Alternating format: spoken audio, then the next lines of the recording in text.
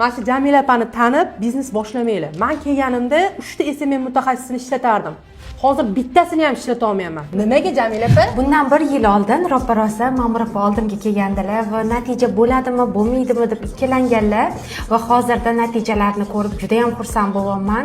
Ma'mur opa fikringizni ayting. 1 yil oldin kelganimda o'zi ham pul to'lash uchun, to'g'risini aytaman, imkoniyat u darajada bo'lmagan. Qarzda bo'lganman, qaytangi. Bir o'zimni 3 ta ishchim bo'lgan, onlayn biznesda. SMM mutaxassisi, targetolog, stories makerim bo'lgan. Bularga oylik to'lash, meni foydamni deyarli hamma qismi bularga ketardi. Men Jamila opamga kelganimda aytganman, Jamila opa, men hozir minus holatidaman deganman. Даже notebookga tushunmayman va notebook olishda menda mablag' u darajada emas deganman.